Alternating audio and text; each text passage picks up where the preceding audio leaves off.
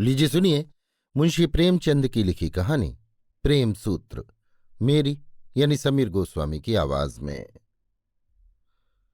संसार में कुछ ऐसे मनुष्य भी होते हैं जिन्हें दूसरों के मुख से अपनी स्त्री की सौंदर्य प्रशंसा सुनकर उतना ही आनंद होता है जितना अपनी कीर्ति की चर्चा सुनकर। पश्चिमी सभ्यता के प्रसार के साथ ऐसे प्राणियों की संख्या बढ़ती जा रही है। पशुपतिनाथ वर्मा इन्हीं लोगों में थे। जब लोग उनकी परम सुंदरी स्त्री की तारीफ करते हुए कहते, ओहो कितनी अनुपम रूप राशि है, कितना अलौकिक सौंदर्य है, तब वर्मा जी मारे खुशी और गर्व के फूल उठते थे। संध्या का समय था, मोटर तैयार खड़ी थी। वर्मा जी सैर करने जा रहे थे, किंतु प्रभा जाने को उत्सुक नहीं मालूम होती थी। वो एक कुर्सी पर बैठी हुई कोई उपन्यास पढ़ रही थी। वर्मा जी ने कहा, तुम तो अभी तक बैठी पढ़ रही हो? मेरा तो इस समय जाने को जी नहीं चाहता। नहीं प्रिय, इस समय तुम्हारा न चलना सितम हो जाएगा। मैं चाहता हूं कि तुम्हारी इस मधुर छवि को घर से बाहर भी तो लोग देखें। जी नहीं, मुझे ये लालसा नहीं है। मेरे रूप की शोभा केवल तुम्हारे लिए है और तुम ही को दिखाना चाहती हूं। नहीं, मैं इतना स्वार्थांध नहीं हूं। जब तुम सैर करने निकलो, मैं लोगों से ये सुनना चाहता हूं कि कितनी मनोहर छवि है, पशुपतिनाथ कितना भाग्यशाली पुरुष है। तुम चाहो, मैं नहीं चाहती, तो इसी बात पर आज मैं कहीं नहीं जाऊंगी। तुम भी मत जाओ, हम दोनों अपने ही बाग में टहलेंगे। तुम हौज के किनारे हरी घास पर लेट जाना, मैं तुम्हें वीणा बजाकर सुनाऊंगी, तुम्हारे लिए फूलों का हार बनाऊंगी, चांदनी में तुम्हारे साथ आंख में चौनी खेलूंगी।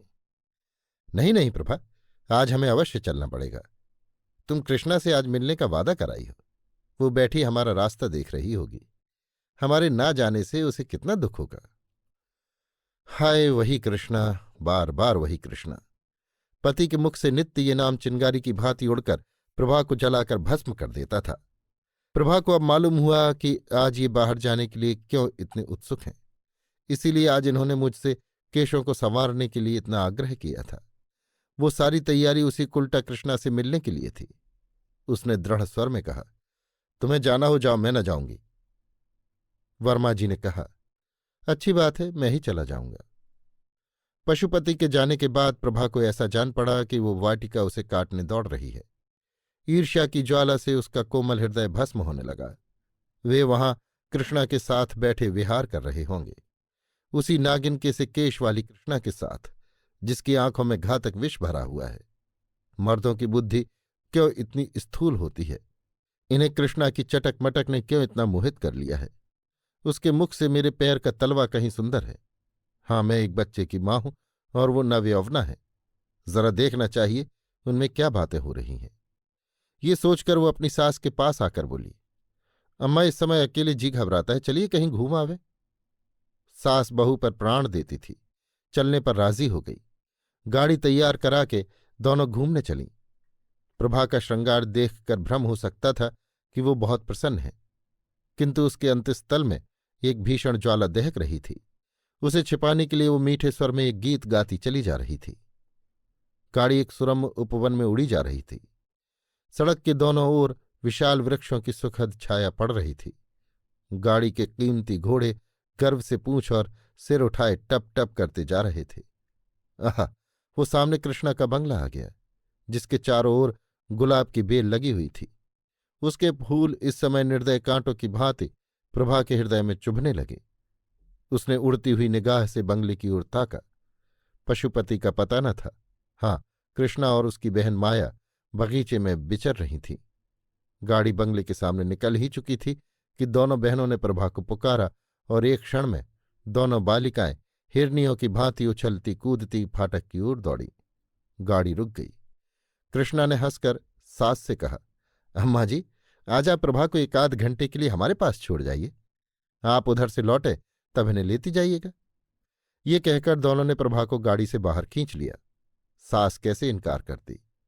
जब गाड़ी चली गई तब दोनों बहनों ने प्रभा को बगीचे में एक बेंच पर ला बिठाया। प्रभा को इन दोनों के साथ बातें करते हुए बड़ी झिझक हो रही थी। वो उनसे हंसकर बोलना चाहती थी, अपनी किसी बात से मन का भाव प्रकट नहीं करना चाहती थी, किंतु हृदय उनसे खिंचा ही रहा। कृष्णा ने प्रभा की साड़ी पर एक तीव्र दृष्टि डालकर कहा, बहन, क्या ये साड़ी अभी ली है? इसका गुलाबी रंग तो तुम पर नहीं खिलता, कोई और रंग क्यों न लिया? प्रभा, उनकी पसंद है, मैं क्या करती? दोनों बहनें ठट्ठा मारकर हंस पड़ी। फिर माया ने कहा, उन महाशय की रुचि का क्या कहना, सारी दुनिया से निराली है। अभी इधर से गए हैं, सिर पर इससे भी अधिक लाल पगड़ी थी। सहसा पशुपति भी सैर से लौटता हुआ सामने से निकला। प्रभा को दोनों बहनों के साथ देखकर उसके जी में आया कि मोटर रोक ले। वो अकेले इन दोनों से मिलना शिष्टाचार के विरुद्ध समझता था, इसीलिए वो प्रभा को अपने साथ लाना चाहता था।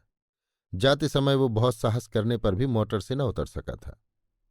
प्रभा को वहां देखकर इस अवसर से लाभ उठाने की उसकी बड़ी इच्छा हुई, लेकिन दोनों बहनों की हास्य ध्वनि सुनकर वो संकोचवश न उतरा। थोड़ी देर तक तीनों रमणियां चुपचाप बैठी रहीं। तब कृष्णा बोली, पशुपति बाबू यहां आना चाहते हैं, पर शर्म के मारे नहीं आए। मेरा विचार है कि संबंधियों को आपस में इतना संकोच न करना चाहिए। समाज का ये नियम कम से कम मुझे तो बुरा मालूम होता है। तुम्हारा क्या विचार है प्रभा? प्रभा ने व्यंग भाव से कहा, ये समाज का अन्याय है। प्रभा इस समय भूमि की ओर ताक रही थी, पर उसकी आंखों से ऐसा तिरस्कार निकल रहा था जिसने दोनों बहनों के परिहास को लज्जासूचक मौन में परिणत कर दिया।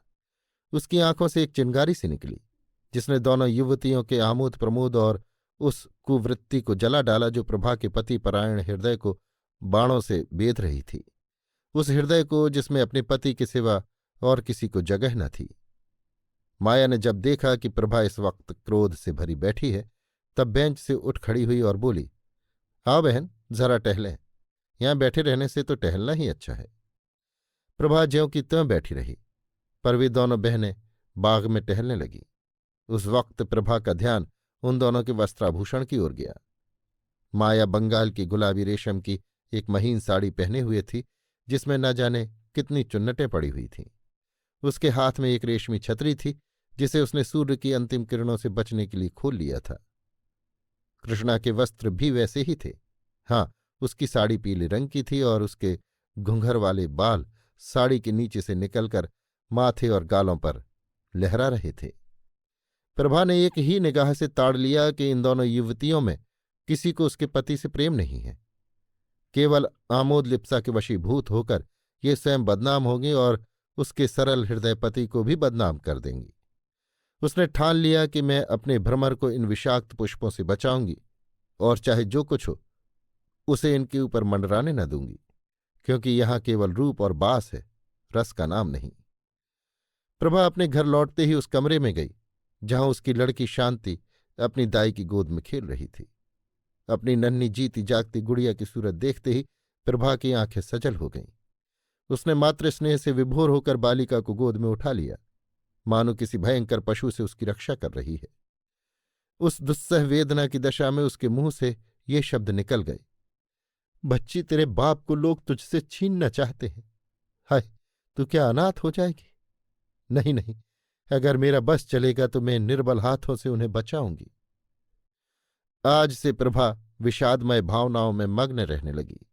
आने वाली विपत्ति की कल्पना करके कभी कभी भयातुर होकर चिल्ला पड़ती। उसकी आंखों में उस विपत्ति की तस्वीर खिंच जाती जो उसकी ओर कदम बढ़ाए चली आती थी।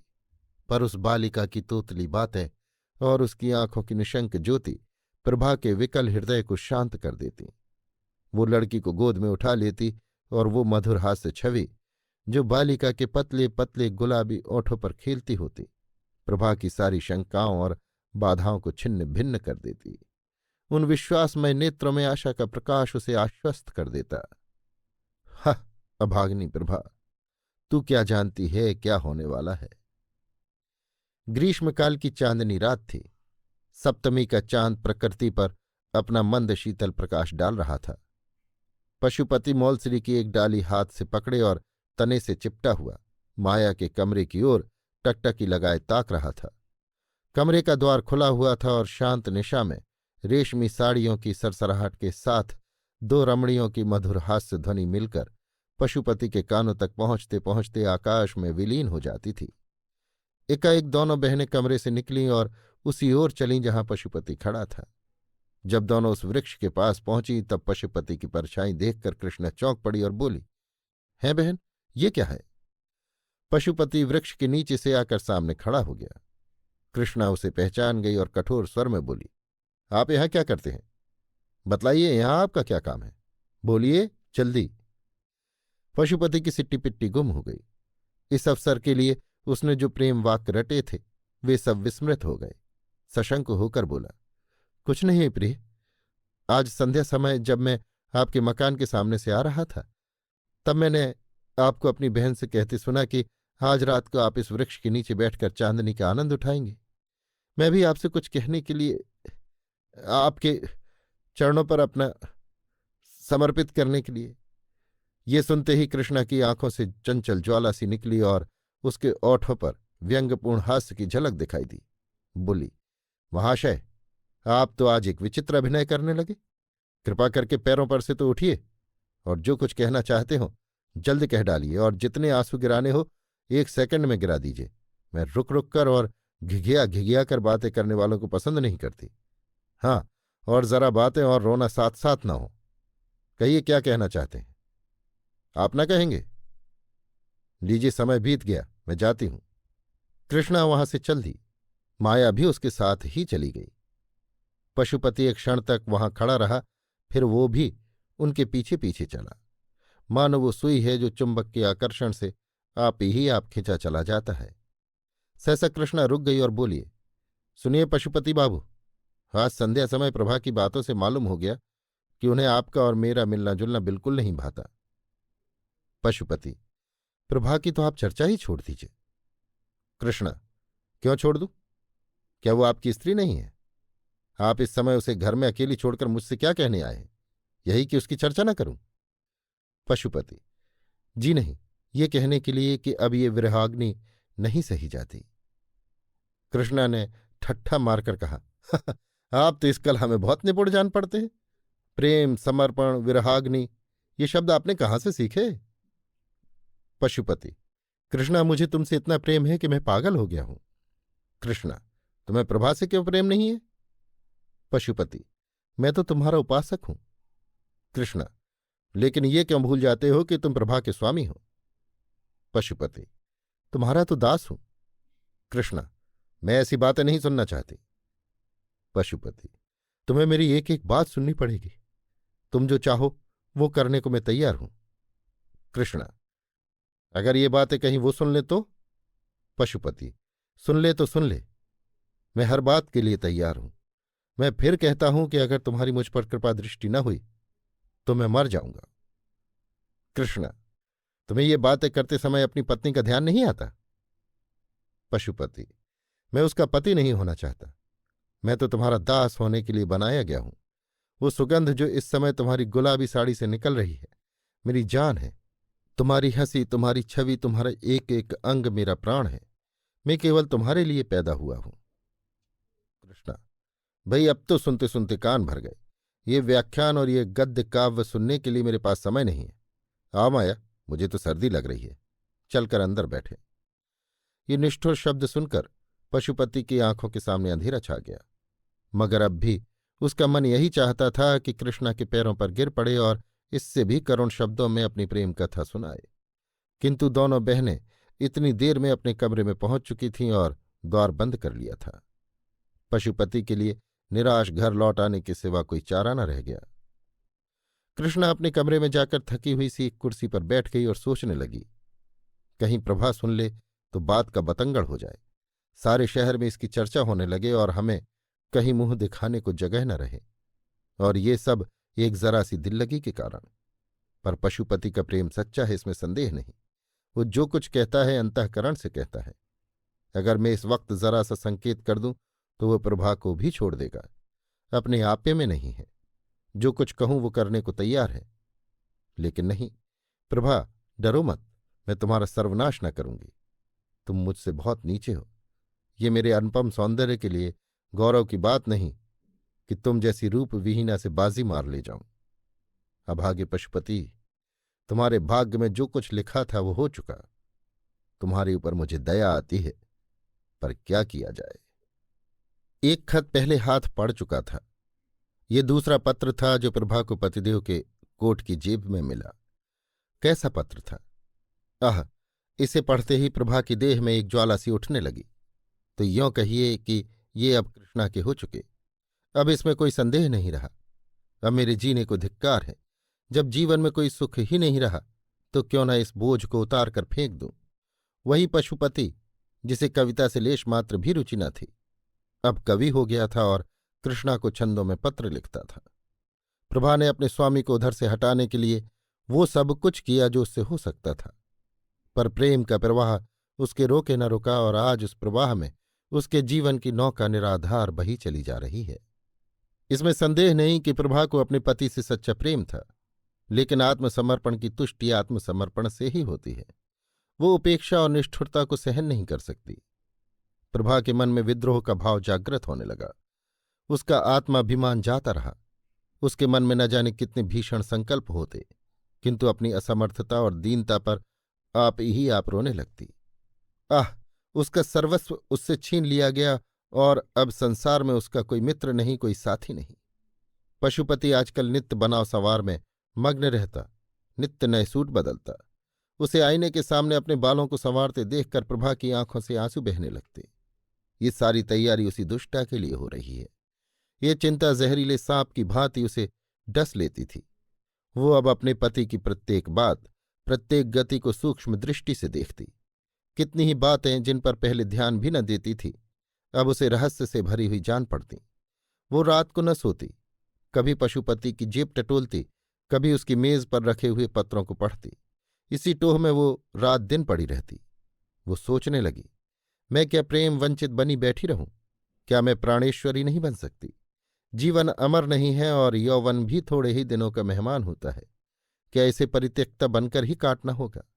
आह निर्दयी, तूने मुझे धोखा दिया, मुझसे आंखें फेर ली, पर सबसे बड़ा अनर्थ ये किया कि मुझे जीवन का कलुषित मार्ग दिखा दिया। मैं भी विश्वासघात करके तुझे धोखा देकर क्या कलुषित प्रेम का आनंद नहीं उठा सकती? अश्रुधारा से सींच कर ही सही, पर क्या अपने लिए कोई वाटिका नहीं लगा सकती? उस सामने के मकान में घुंघराले बाल वाला युवक रहता है और जब मौका पाता है मेरी ओर सचेष्ट नेत्रों से देखता है। क्या केवल एक प्रेम कटाक्ष से मैं उसके हृदय पर अधिकार नहीं प्राप्त कर सकती? अगर मैं इस भांति इस निष्ठुरता का बदला लूं तो क्या अनुचित होगा? आखिर मैंने अपना जीवन अपने पति को किस लिए सौंपा था? इसीलिए तो कि सुख से जीवन व्यतीत करूं, चाहूं और चाही जाऊं, और इस प्रेम साम्राज्य की अधीश्वरी बनी रहूं। मगर आह, वे सारी अभिलाषाएं धूल में मिल गई।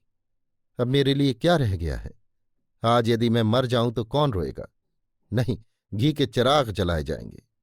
कृष्णा हंसकर कहेगी, अब बस, हम हैं और तुम, हमारे बीच में कोई बाधा, कोई कंटक नहीं है। आखिर प्रभा इन कलुषित भावनाओं के प्रवाह में बह चली। उसके हृदय में रातों की निद्रा और आशा विहीन रातों को बड़े प्रबल वेग से ये तूफान उठने लगा। प्रेम तो अब किसी अन्य पुरुष के साथ कर ही न सकती थी। ये व्यापार तो जीवन में केवल एक ही बार होता है, लेकिन वो प्राणेश्वरी अवश्य बन सकती थी, और इसके लिए एक मधुर मुस्कान, एक बांकी निगाह काफी थी। और जब वो किसी की प्रेमिका हो जाएगी तो ये विचार कि मैंने पति से उसकी बेवफाई का बदला ले लिया कितना आनंदप्रद होगा। तब वो उसके मुख की ओर कितने गर्व, कितने संतोष, कितने उल्लास से देखेगी। संध्या का समय था। पशुपति सैर करने गया था। प्रभा कोठे पर चढ़ गई और सामने वाले मकान की ओर देखा। घुंघराले बाल वाला युवक उसके कोठे की ओर ताक रहा था। प्रभा ने आज पहली बार उस युवक की ओर मुस्कुराकर देखा। युवक भी मुस्कुराया और अपनी गर्दन झुकाकर मानो ये संकेत किया कि आपकी प्रेम दृष्टि का भिखारी हूं। प्रभा ने गर्व से भरी हुई दृष्टि इधर उधर दौड़ाई, मानो वो पशुपति से कहना चाहती थी, तुम उस कुल्टा के पैरों पड़ते हो और समझते हो कि मेरे हृदय को चोट नहीं लगती। लो तुम भी देखो और अपने हृदय पर चोट न लगने दो। तुम उसे प्यार करो, मैं भी इससे हंसूं बोलूं। क्यों, ये अच्छा नहीं लगता? इस दृश्य को शांत चित्त से नहीं देख सकते? क्यों, रक्त खौलने लगता है? मैं वही तो कर रही हूं जो तुम कर रहे हो।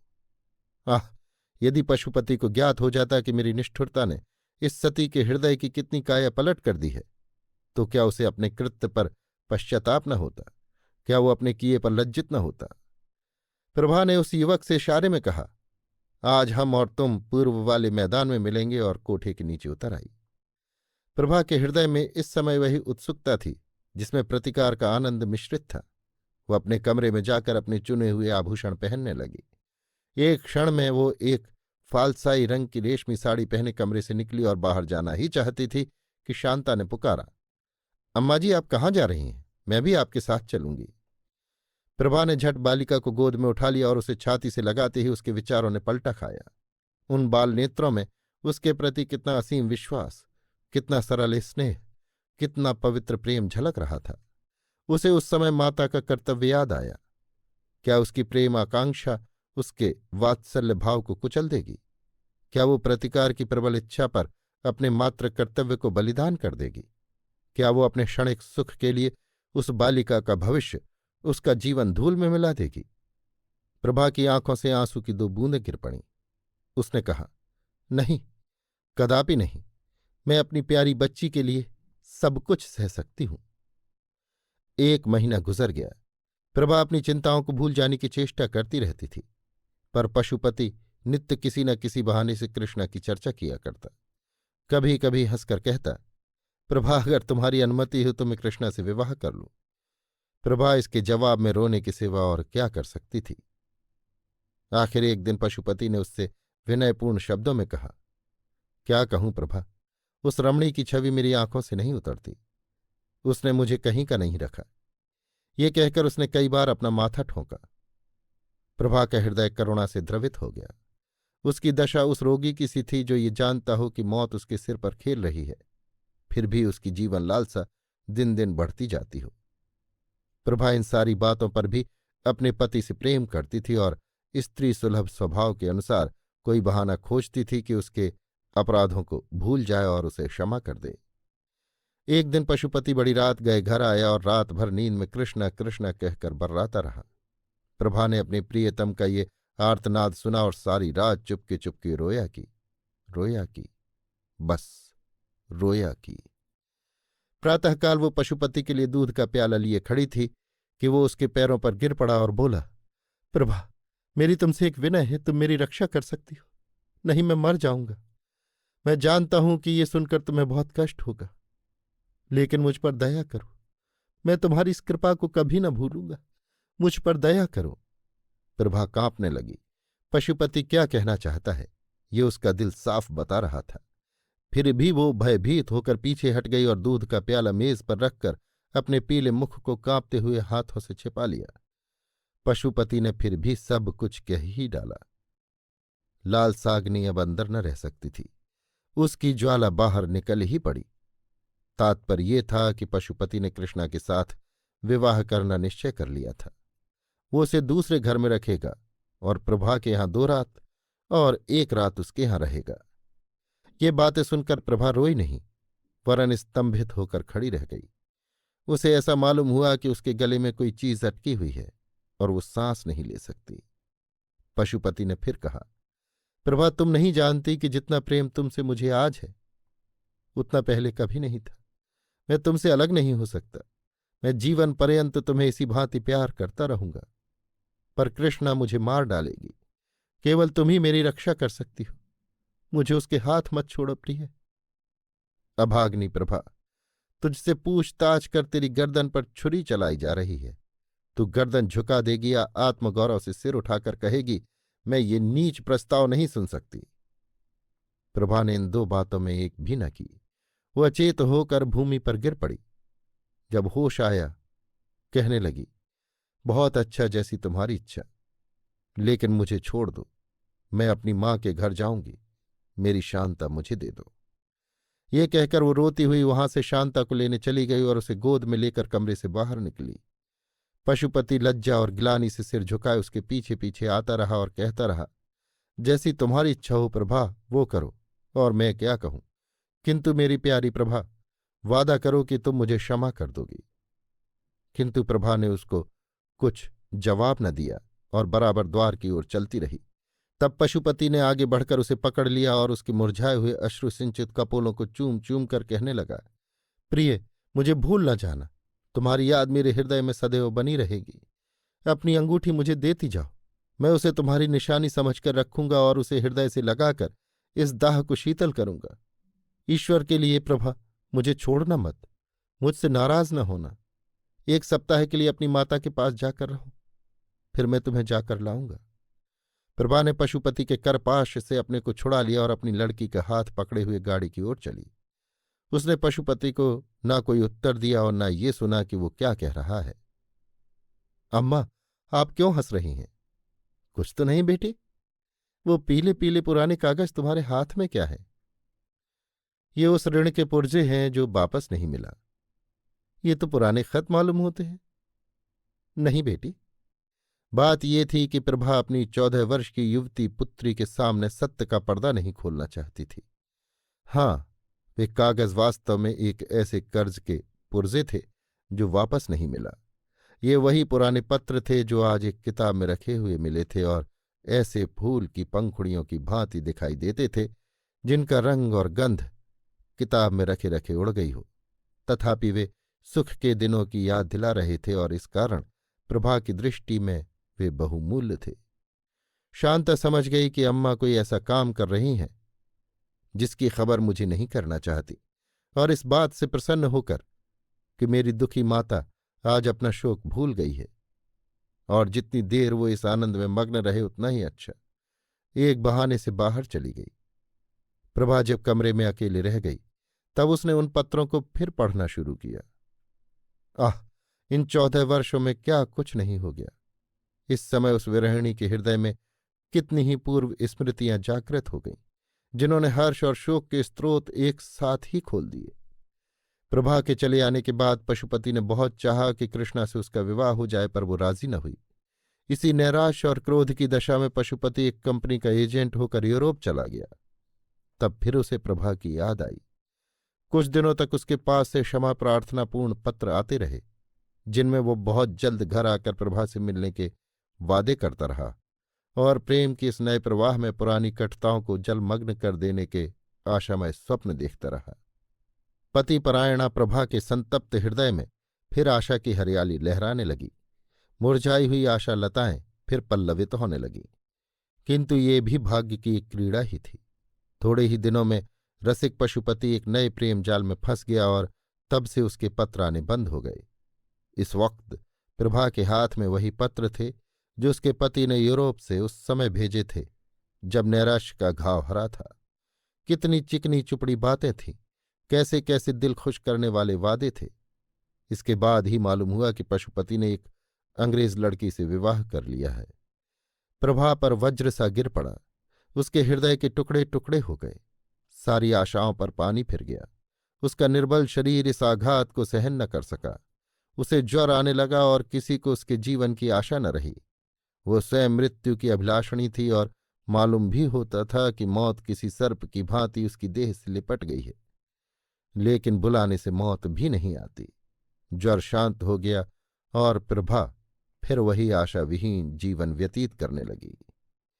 एक दिन प्रभा ने सुना कि पशुपति यूरोप से लौट आया है और वो यूरोपीय स्त्री उसके साथ नहीं है, बल्कि उसके लौटने का कारण वही स्त्री हुई है। वो औरत 12 साल तक उसकी सहयोगिनी रही, पर एक दिन एक अंग्रेज युवक के साथ भाग गई। इस भीषण और अत्यंत कठोर आघात ने पशुपति की कमर तोड़ दी। वो नौकरी छोड़कर घर चला आया।